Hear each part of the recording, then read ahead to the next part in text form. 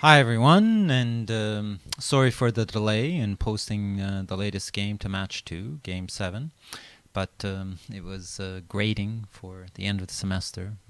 That's over now though, so I should be back on schedule despite the holidays.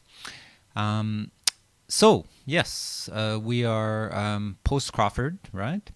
And black is 3 away, white is obviously 1 away. And so white is still in sort of gammon save mode. He doesn't want to lose a gammon and lose the match. Um, Losing 2 points is fine, but not ideal, but fine. Yeah, white would love to finish it here, but he does have to play a little more cautiously than usual, right? And I think you'll see that theme through this game. And one other principle that I'll point out is this idea of being aware of principled backgammon play, but making exceptions, right, when the context calls for it. And at certain scores, like this one, you got to play more cautiously, and therefore you might play moves that don't come naturally. But it's important to consider all the options and think about whether a particular move serves that context, that situation, that specific situation. Okay, so yes, definitely you have principles, you have rules of thumb, but remember each position, each situation is unique, depending on the score, depending on the chances of gammons and things like that. So anyways, enjoy the game, and let's see. Can black survive to make it to double match point? Okay, enjoy. Righto, so it's game 7, and we're post Crawford, and 6-4 to 7. So black is 3 points away. Again, still at an even number. So a gammon, a double gammon will win, of course, but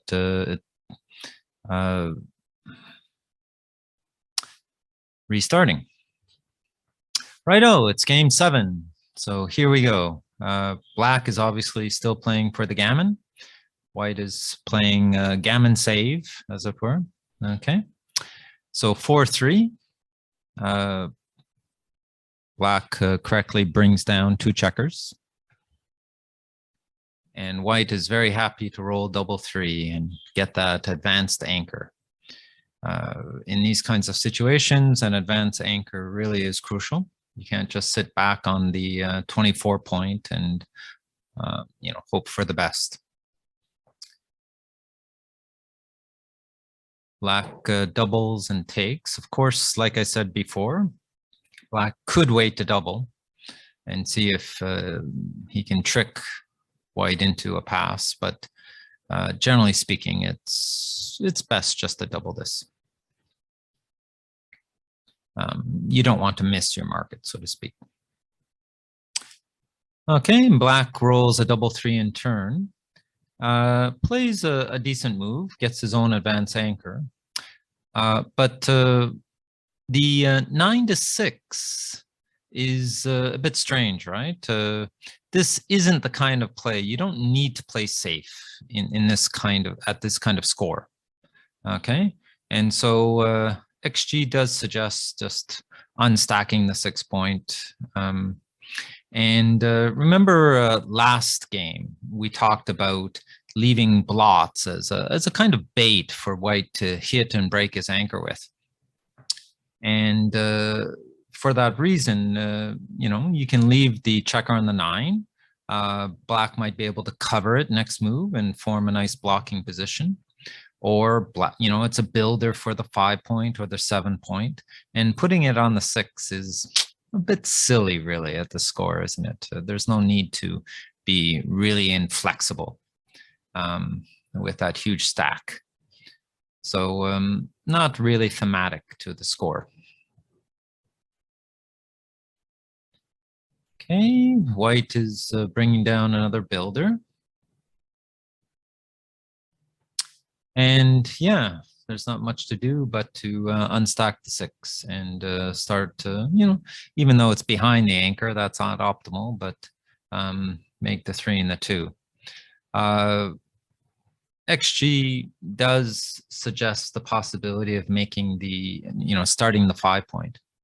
But to notice that that strips all his outside points. Okay. Not ideal. And it really here really is a question of unstacking a heavy point. So keep that in mind, right? In general, when you've got heavy points, you've got to look for opportunities to unstack them if possible. Okay, white rolls another 2-1, kind of falling behind in the race here.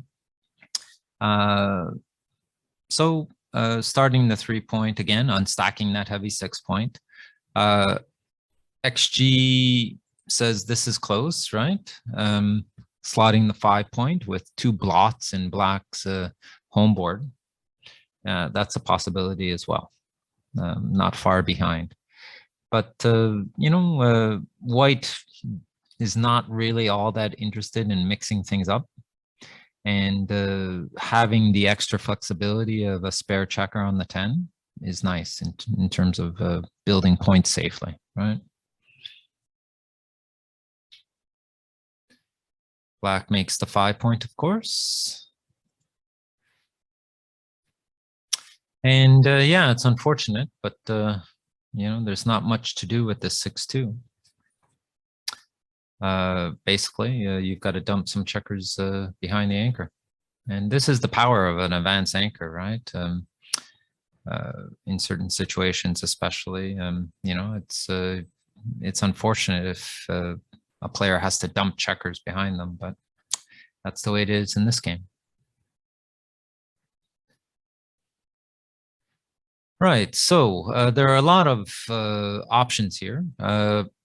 Black chooses to build his home board, which is fine. But notice that he does have some possibilities because of those checkers, right? Because of these checkers in the home board, these blots in the home board, black does have an opportunity to play some alternatives like 13-11, 8-2, and leaving blots. Okay. Because white will be very hesitant to hit them with black having so much stronger home board, right? After making the 2. So look, that's something that I noticed that XG really pays attention to, right? Is this idea of taking advantage of your opponent's weaker home board or blots in the home board to execute something that you like to do. And by playing 13-11, you know, you're bringing down, you know, giving yourself some flexibility for building points in front of white's anchor. So this is a good opportunity to do it.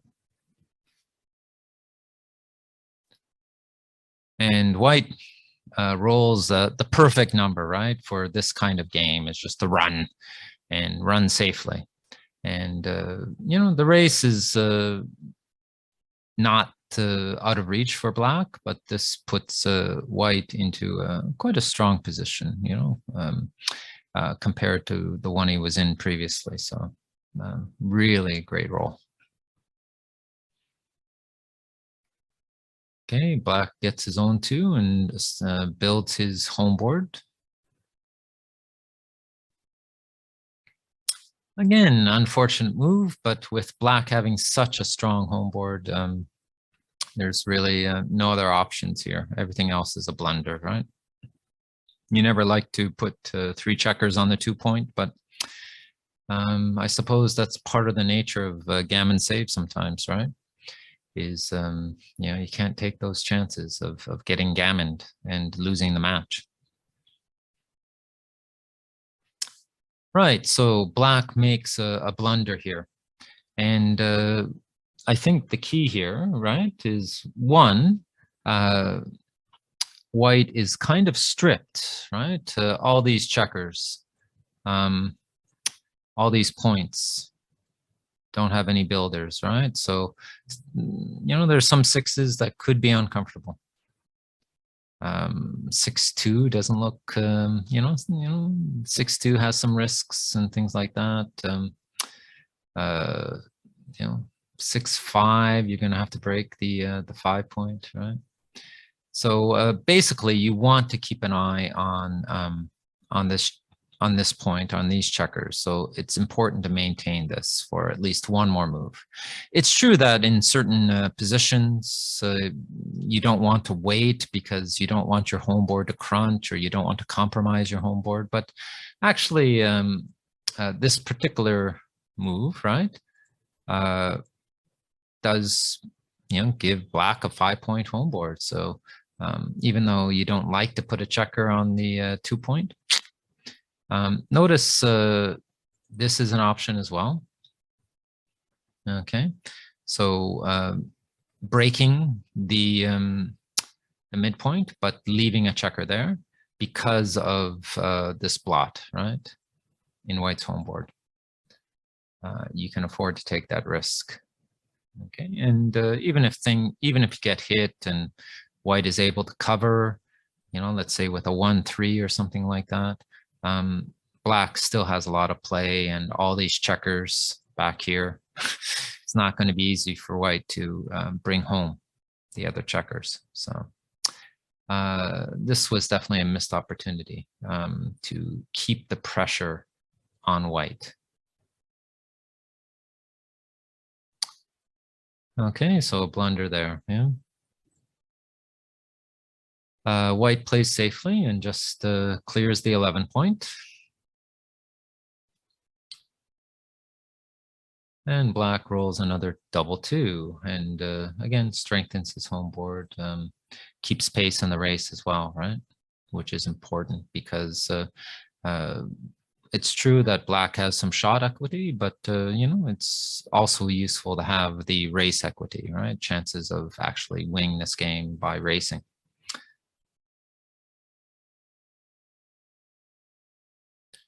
Okay, 4-2. This is interesting. XG says actually keep the spare on the 8 point and put a 4th checker on the 2 point, which, doesn't come naturally to a lot of players, right? But it does yield the most flexibility, right? It gives you that extra 6 to play without necessarily breaking a point. Very few numbers play poorly from this position, whereas there could be poor numbers, due to white's chosen play. Okay, so yeah, I think one of the things that as you get better in backgammon, right? Of course, you follow certain principles, and bearing checkers on your 2 point is something that you generally try to avoid. But good backgammon players, they really look for context, right? What is, they look at the current position and try to assess the needs of the current position. Principles and rules of thumb are great. They're important for developing sort of a principled approach to backgammon. But one of the principles of backgammon as well is look at the situation you're in, okay? And don't make immediate assumptions about it. Of course, if you're playing speed gammon or something like that, then it's a different situation. But if you do have extra time, okay, do think about all the options and whether certain options are actually right in that particular context, when normally they wouldn't be right, okay, such as bearing checkers or putting 4 checkers on the 2 point. Yeah. Okay, this is a nice slow roll for black. He's quite happy with that roll. He doesn't want to rush too much and have to break his point, right? 5-4, yep, more bearing of checkers by white.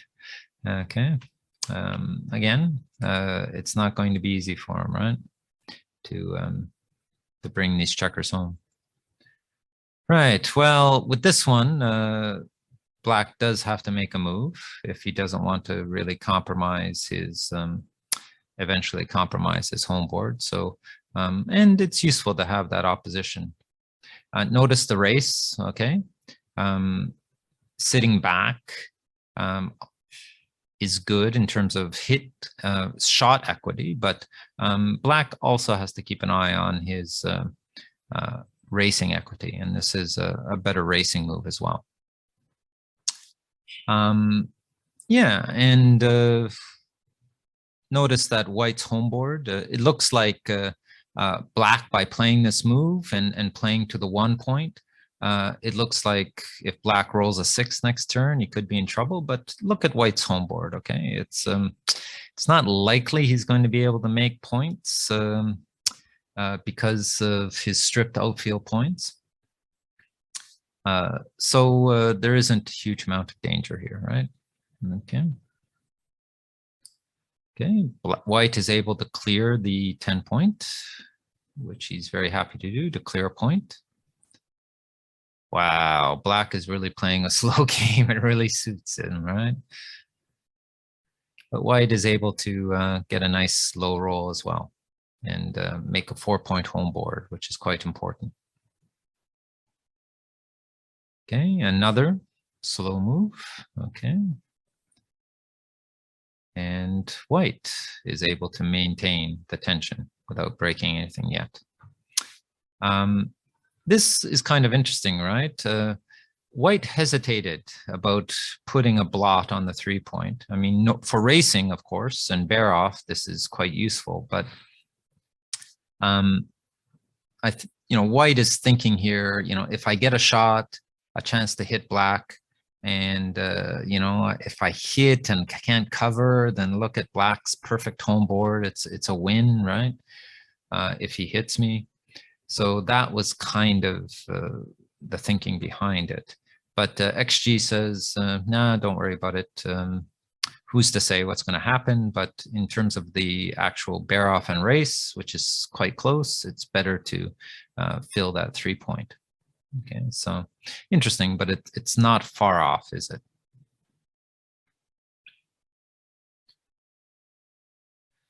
Okay, yeah, this still seems natural, right? Black wants to try the hit, and the race is too close. White still has a bit of an advantage in the race, and so running at this point, it's probably not the best move. Okay, Black is not happy to mess up his perfect home board, but it is useful to keep the tension in here, and perhaps a 6-1, for example, or in general, maintaining that tension could yield more victories here. Okay, a 5-1. Now this is a very interesting moment. White thinks, got to play it safe, but now that Black has opened that point in his home board, the gammons have, of course, really decreased, right? If something happens and White is hit. And so XG says, hey, make the 3-point. Okay. And it seems like in a gammon save situation, this is not the right move to play. But like I said, the gammons have gone down quite a bit, thanks to that open 6-point. And, basically, you want the other advantage is if Black does not roll a 1, but rolls a 5 or a 6, then, White will have a double shot and White will have his own 5-point board, which could be a game winner, right? And if he does hit a 1, then, of course, it's unfortunate. He has a chance to roll a 6 to stay in the game. A 6 maybe with a return shot, or, in any case, he could lose the game, but it's unlikely he's going to get gammon. So it's quite an interesting move, and it's not a huge mistake to play safe, but it does look like Black is going to possibly have to run from that anchor, right? And this basically prepares, making the 3-point prepares for that in the right kind of way.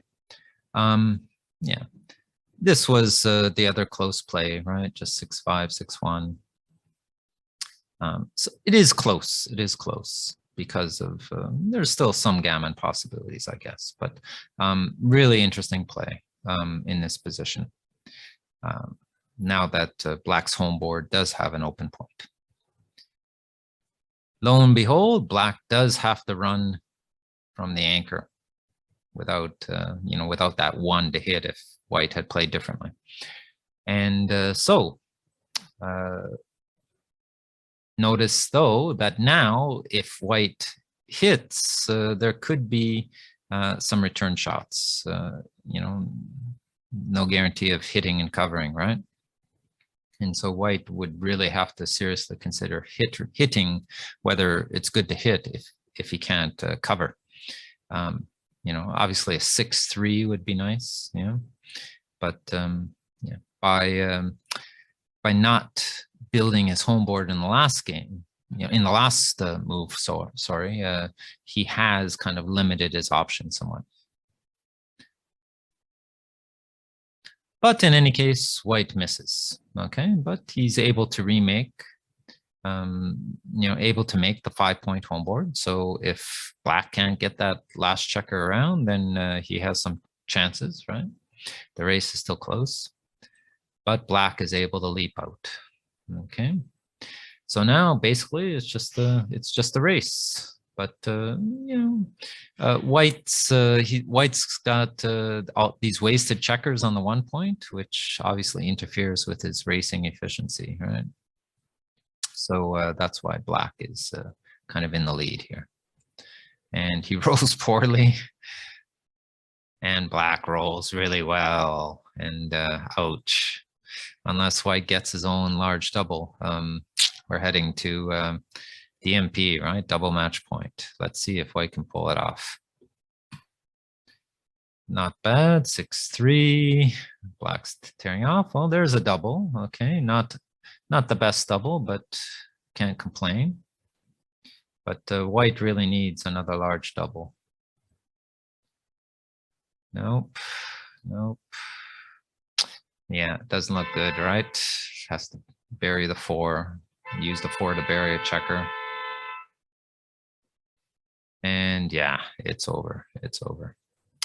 Okay, so there you are. And we're going to double match point. It looked like Black was dead and buried a few times there earlier, but he's made a tremendous comeback.